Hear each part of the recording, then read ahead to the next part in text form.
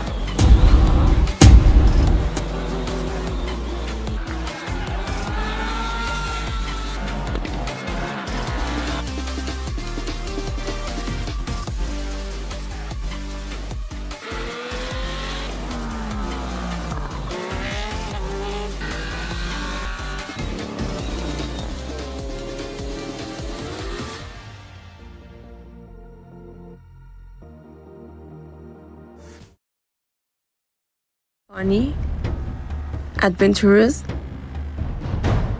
and dreamy team.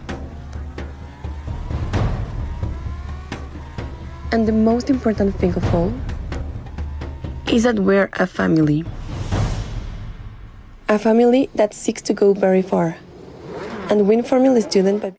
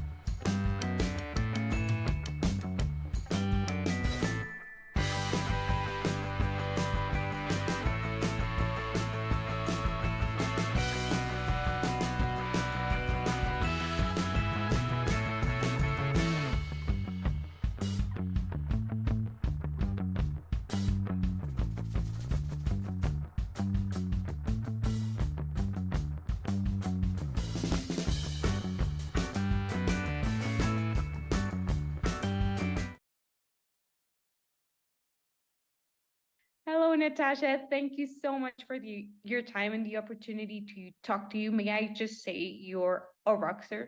You're definitely the coolest 17-year-old I know. Correct me if I'm wrong. I remember I first learned about you when I came across this Insider article last June. And then, like a couple days before, I saw the TikTok. I think it's almost 1 million views last time I checked it. I think you know which one I'm talking about. And like I will dare say, happened to a lot of people. I was first drawn to your story after I saw the 50K grand prize, and I was so intrigued to find out why. And about learning about your discoveries and your research in neurobiological suicide research, I just thought, damn, she deserves 10 times more. Um, what you're truly doing is amazing. I'm in complete awe of your work. Congratulations. May I just start by asking what led you to want to research about suicide? Yeah, so Yeah, first so off, first of all, thank you thank very you. much for that kind introduction. Like, I'm very grateful for being here, very grateful for this opportunity. Thank you for having me. And I originally wanted to research mental health research in general because during the COVID pandemic, there was a spike in increased suicide rates and increased mental health rates. And the more I read and the more I read all these headlines, all these news articles, these papers, I realized that a common theme that was stringing all of these stories together was that it continually emphasized the need for more research, but we weren't really seeing the forward strides in diagnostics or therapeutics. Like that level of progression did not parallel that of the increased rates of suicides that we had. So I really wanted to do work in the field and research some more to potentially help perhaps somehow fill this gap somehow. Yeah, so that's why I was drawn to the field. That's great. Really interesting. And yeah, I think I saw that in the pandemic as well. It's definitely a problem. And it's great that you saw that as an opportunity to help people and research. Why do you think neurobiological research was sort of overlooked? And usually depression was treated and research was looked at as a psychological matter. Yeah, so I feel that there's a lot of reasons for it. A lot of the articles that I was reading or the videos I was watching kind of attribute that to the negative stigma we still have surrounding mental health. Often, when people seek professional help for their depression or other mental disorders, a lot of other people may sometimes voice that, oh, mental health is not really a real illness, it's just in another person's head. But now we're seeing a lot of research seeing that indeed it is a real illness, and we're seeing those physiological alterations in the brain, and not only structurally but chemically as well. So I think that's why it's been overlooked due to the stigma behind it, and also just the lack of research. It's really hard to do post-mortem research and research with the brain in general, because obtaining the tissue or taking an fMRI scan requires a lot of time and resources that is not readily available at a commercial standpoint. So I think that's another reason why. Okay, thank you so much. Well, I would like to ask you about Claudin 5. I don't know if I'm pronouncing that. Right, yeah. Um, what you found with it is really groundbreaking, I think, for the science as a whole. What do you think? People hadn't really looked at it before. Yeah, okay. So I think that Well, Claudin 5 has been looked at in other neurodegenerative disorders because, for background, Claudin 5 is the most predominant tight junction protein in our blood-brain barrier. So let's say this is a very vague representation, but this is the blood-brain barrier. Claudin 5 would essentially be the protein, the transmembrane protein in between my knuckles that is sort of acting as the main protein to keep the physical integrity of the blood-brain barrier intact. And what I found in suicide was that there was an increase of Claudin 5 in the brain parenchyma of those who died by suicide. Essentially, I found that the blood-brain barrier was physically compromised in those who died by suicide. And I think that I did a lot of literature review prior to my research. I have five-inch binders filled to the brim with annotated articles on the topic to try and see like what we already know about the protein. And I found that the protein has been implicated in cancers and all these other neurological and neurodegenerative diseases, but no one has really examined it of suicide yet. So I wanted to see if in suicide the blood-brain barrier was compromised as well. And yeah, so that's what I found. Thank you. Do you think your research is going to set a precedent, well, in kind of a way, so we treat differently the preventative focus we have for people that struggle with suicidal thoughts? Yeah, so I just wanted to preface that I don't think my research solely would set a precedent for anything. I think that in general, we're seeing now a shift in the field. A few decades ago, we weren't really making forward strides with any diagnostic biomarkers, but now I'm reading so many more articles of people looking into the neurobiology of these mental health disorders and finding that we're able to now sort of personalize and have better targeted interventions based on a person's brain chemistry and other brain alterations. So I think that's very cool. Like the idea of individualized interventions and therapeutics and diagnostics. So I think that hopefully my research will be one bit of the puzzle piece that fills into this huge puzzle of elucidating the neuropathology for suicide, and eventually when you elucidate the neuropathology, then is a domino effect because the next will come therapeutics and then interventions, and then now we get to test all these other into intricate. So So great. It's so really great. I made order thing of it. Thank you, Marvel, was really great. Really. So about your real start, was it, I know you started with this specific research at quite a young age, but did before high school, were you already interested in research? Had you done projects before? Please tell me more about it.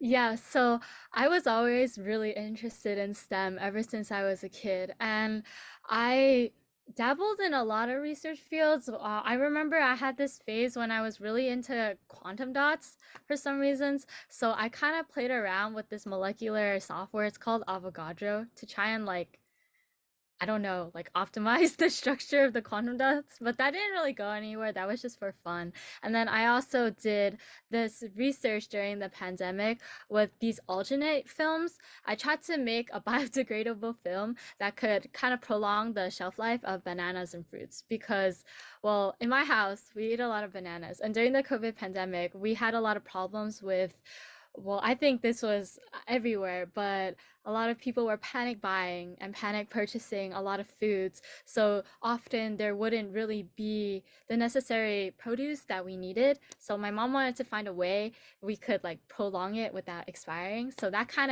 of got me interested in doing that.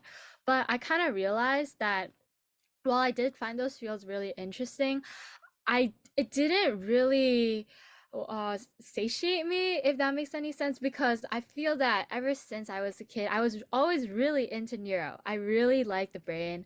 I love everything about the brain. It's my favorite organ. I think it's so interesting, and that's why in my freshman year, I started looking more into neuroscience, and then I care a lot about mental health. It's a topic that hits really close to home for me. So just the intersection of those two fields just came very natural to me, and that's why I started my research quite early in my freshman year. That's awesome. And well, I know you attend Jericho, you're graduating this year. It has one of the greatest research programs in, well, I will dare say not only the United States, but I think the world. How was that? How did it shift your perspective? How was working with Dr. Serena McCullough, who's also great? Yeah, I I just wanted to say that in addition to the lab I worked at with Columbia, my mentor there was Dr. Mark Underwood. He guided me so much as well. But Dr. McCalla, I've been with her since I was a freshman. And the nature of her course, it's very rigorous. Like I would spend hours after school with her, and then I would sometimes go to her house. Like one time I was at her house until 4 a.m. in the morning, just doing research and writing my paper before a competition. I love her so much. She's my second mother. My entire family has realized that and they acknowledge that as well.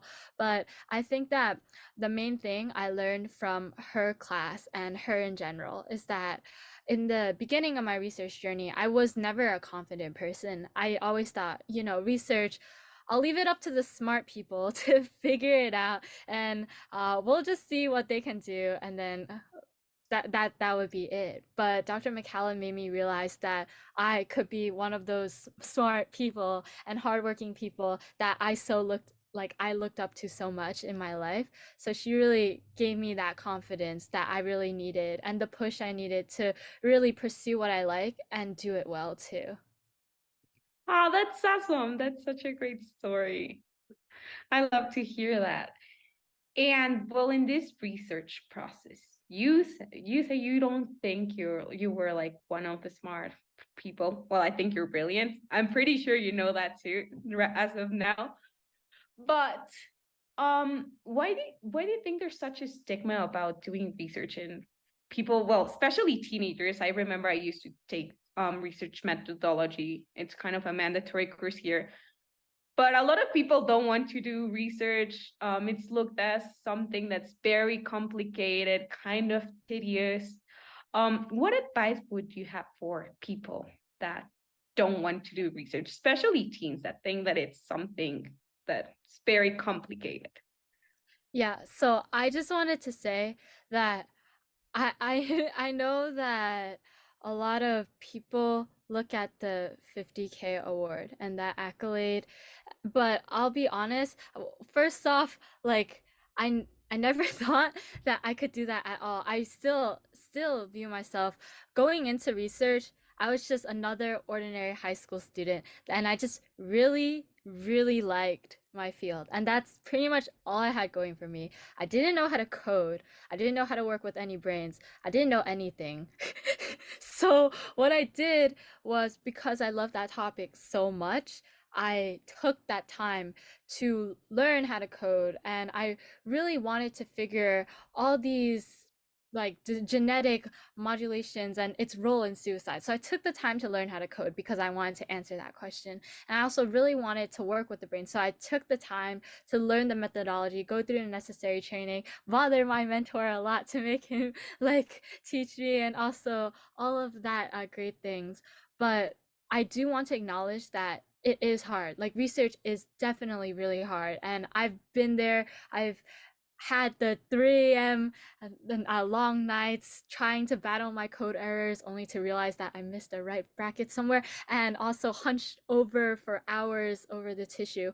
But I feel that in the end, it really was worth it for me. Like, I look back on every single day during the summer, I was in the lab from 8 a.m. until 6. So I basically had my own 9 to 5.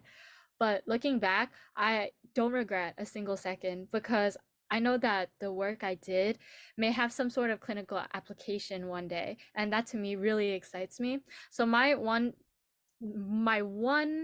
advice is you have to choose something that you're very passionate about, because if you are really passionate about it, doing the work, putting the work and all the hours and pouring your heart and soul into the project won't really feel tedious. It'll feel like a reward, and it'll feel kind of fun at times. Like, I had a lot of fun doing my research because I loved it so much. And it is really hard, but with life, like, nothing is a linear path. It's going to be boring if it's a linear path. You need to go through the obstacles for the character development. So it gets hard, but if you stick it out, the end result will be really good. So that's my one advice. Well, that's great. And how long have you been with this journey? Well, with this specific type of research? I mean, it's kind of like, I don't know if you think of your research as your baby, but It is. that's a good analogy. But like at times it's time consuming, but if you're doing what you love, well, that's awesome. Yeah, so I can definitely attest to that. I started this research I mentioned in my freshman year. I was at this lab at Harvard Medical School. I had emailed the professor Mhm. after stalking him for a while and reading his papers, and he eventually was like, okay, fine, like, come on board and we'll work on a project together. So that lasted a year. And then the next year, I really, really wanted to do wet lab research. So I contacted this mentor at Columbia, and his name, like, Dr. Mark Underwood, and he's the lab I'm at right now. I've been with him and his lab for 2 years. So now I'm actually a senior about to go off to college, and I'm going back to the lab I was at Harvard. Did as a freshman year at all when you first started going into a lab with, well, I don't know, I will imagine people with sometimes PhDs doing their PhDs and well, starting there, how was it like? How did you feel welcomed there? Yeah, so my lab, it was the mood and behavior lab, and the professor I worked with was Dr. Richard Liu and Dr. Hannah Lawrence. They were phenomenal mentors, so incredibly kind, patient, everything you could ask for in a mentor. But when I was a freshman, right? And everyone else were these PhDs, these postdocs, everyone knew what they were doing. So I always felt this sort of imposter syndrome, in the sense that, oh, well, I really shouldn't be here. Like, what if he just took me by mistake? And I always had that incessant need in the back of my head to try and prove myself, to try and be like, oh, I do belong here. But eventually I realized that I belonged here not because of how smart I was or how much work I really put in, but because I genuinely really loved the topic. And that was the one thing that I had in common with all these PhDs. My skill knowledge did not parallel them whatsoever. They were like, here, they've been doing it for decades. I was like not even on the screen. So the one thing that did put me on the same playing field was I love the topic just as much as them. So that eventually helps me with accommodating and not feeling the imposter syndrome anymore that I really did. You know, I think that's something that connects you to people. So that's very nice. And at your research at Columbia, are you leaving next year? How is that going to work? Are you going back to Harvard with your research? Okay, so this is a really funny story.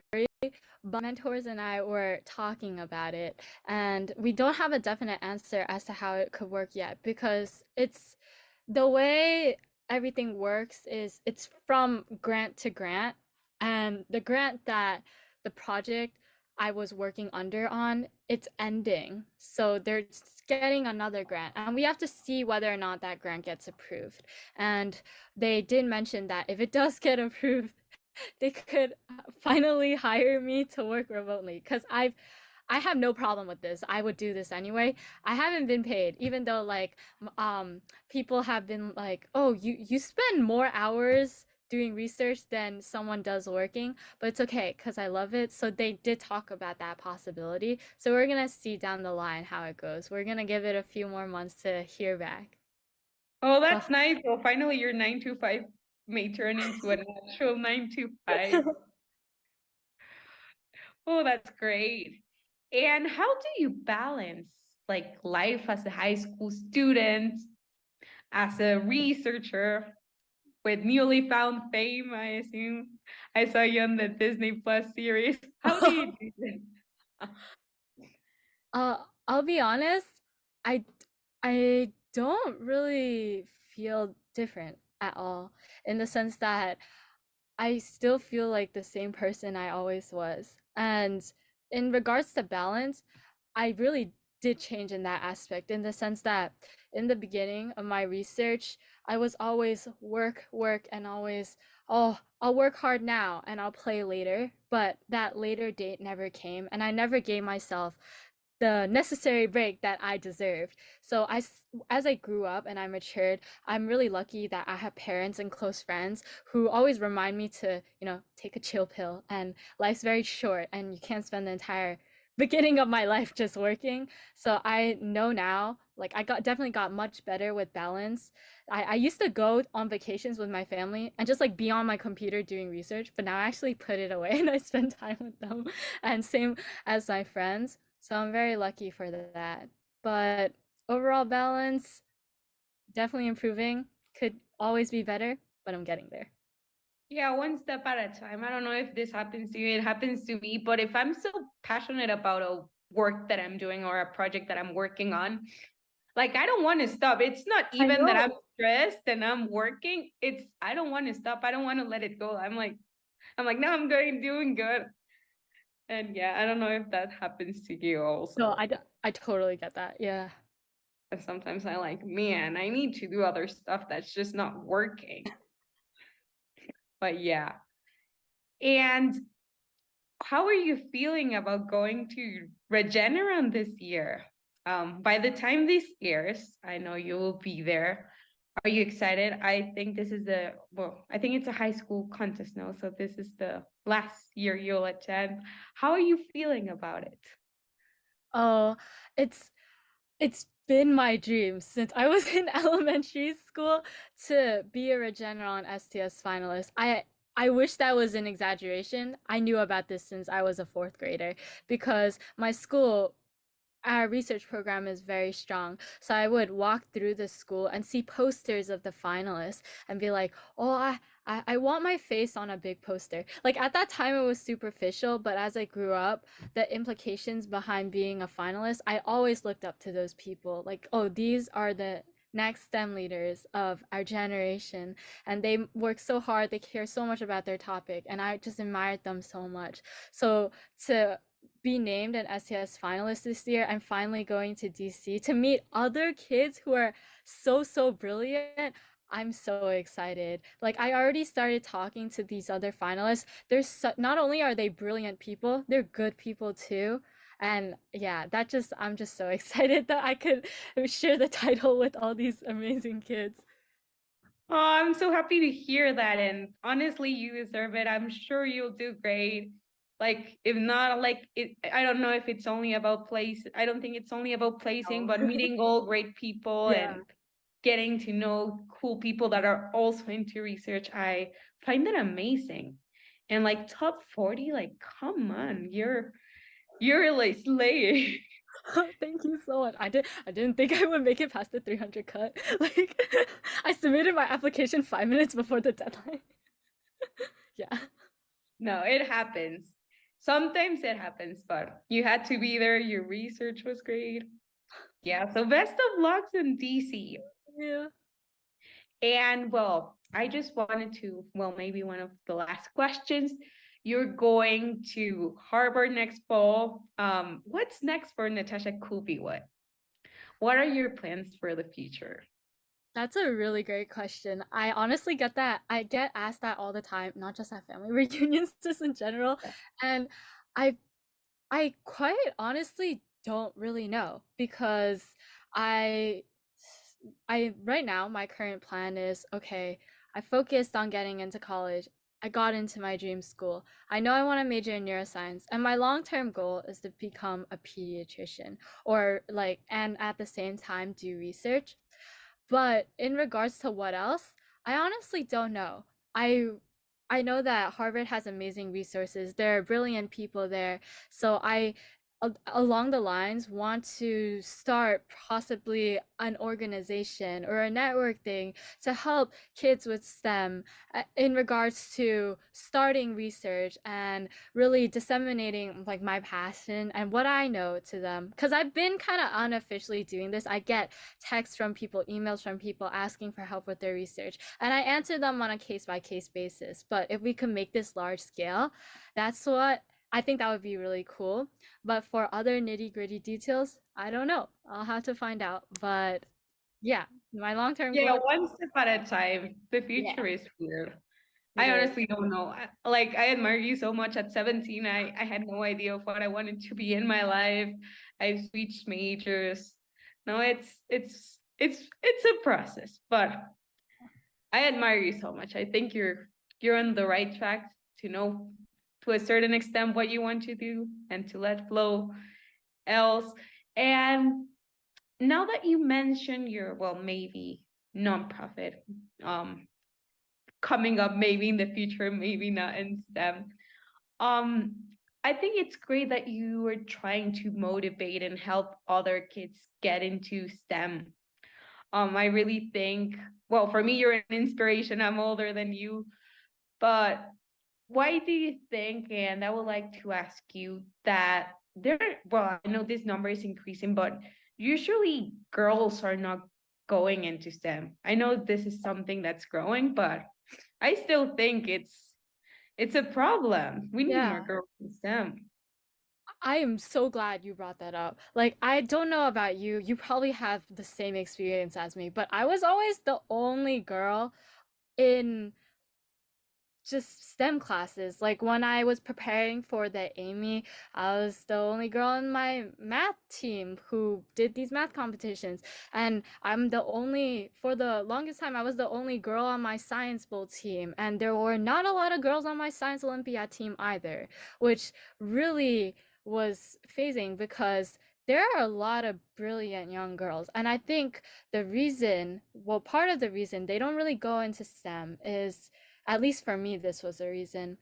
The amount of that gender ratio really dissuaded me because I think that it's not even that the boy students were mean. It wasn't that. It was just that I had trouble like feasibly seeing myself succeed. If that makes any sense, in the sense that, when I'm with my girlfriends, it's always girls support girls. And to not have any girls in a class, there's no girls supporting girls because there is no girls. So I think that that's a problem. If other girls see like all these other young girls succeeding and doing well and being passionate, I would be more inclined to join.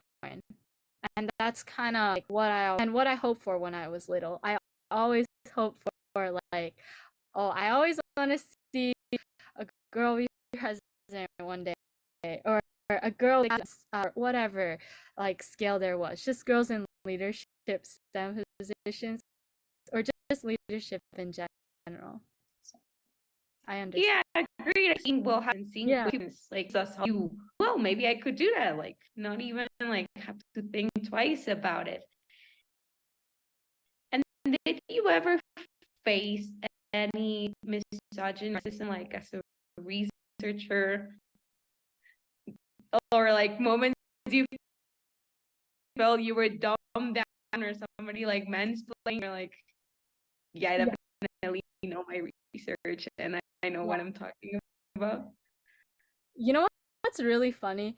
Like I for um misogyny in like not so professional professional ones, in the sense that when I'm at my lab, my entire lab is with like old men, and they're all mainly respectful, and when they respect me a lot, which I didn't. I was so like grateful for, but when I go to regional small scale petitions and I'm the only girl there, I get like a lot of weird glances and a lot of people talking, which is really strange because these PhDs clearly were so respectful and grateful that someone shared their passion. But when I go to these regional small scale, they talk to me like they know my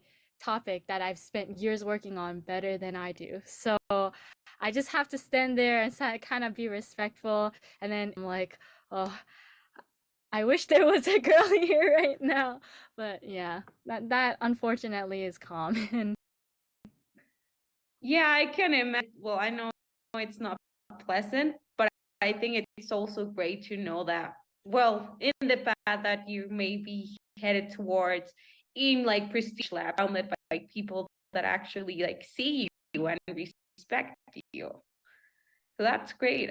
I wouldn't have necessarily expected that. Yeah, I really wouldn't my lab really good people.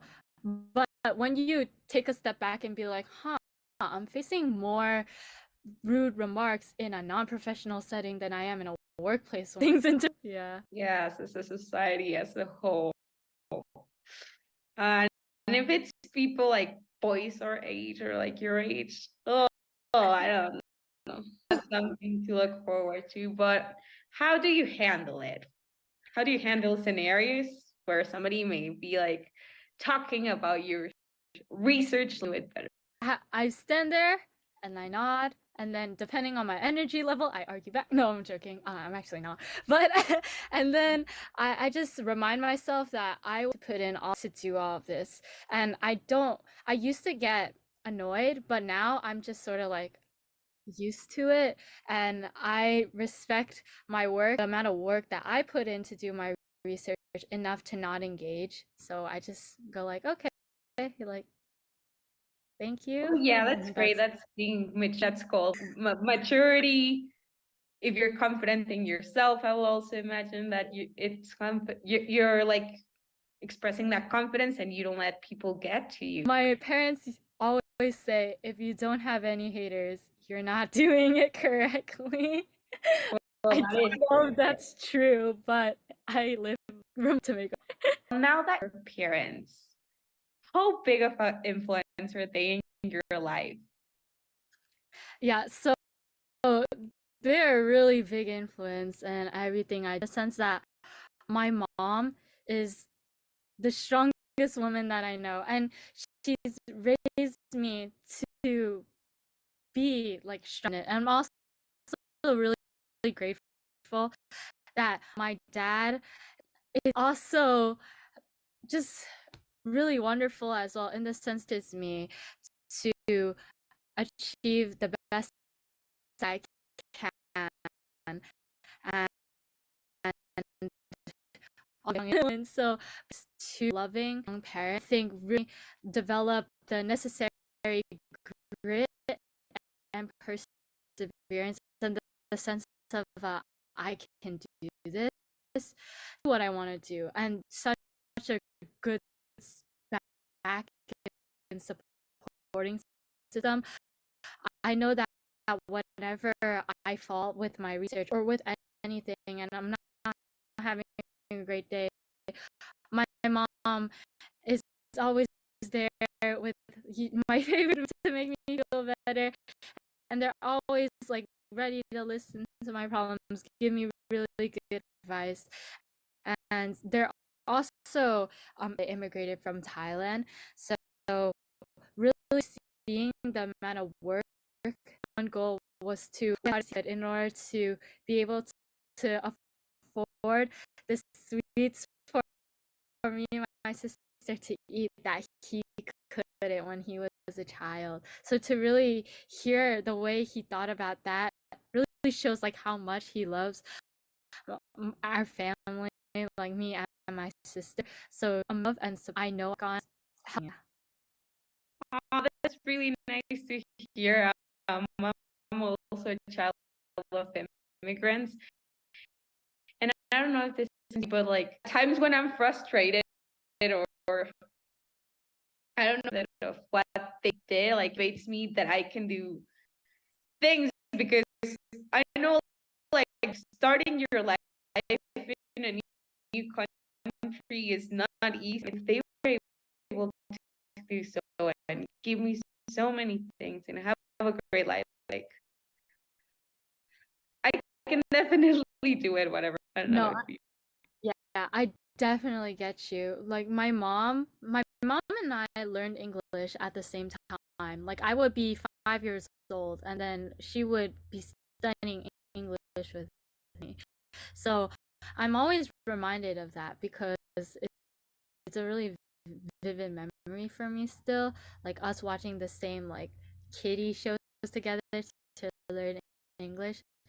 And I'm always reminded, okay, if my parents did, I care if I'm really, really focused and I'm passionate about it. Aw, that's so great to hear. I may owe you. You're able to have such great parents. That's why, like, I was able to do all of this. So, And what else inspires you? Well, I think this will be my thank you so much. What inspires you to be a great person or in everything that you do? What are words to live by? oh, me, I'm I'm the way I am because of the people that I surround myself with. I think I mentioned to you before, I'm that my parents, my sister, all like amazing, loving people. All of my friends, my close friends, and everyone that's very cool who are very supportive as well. And I mentioned like I'm really very fortunate to have such great people like Dr. McCalla and my mentor like Dr. Underwood, Dr. Liu, and then Dr. Lawrence and my lab.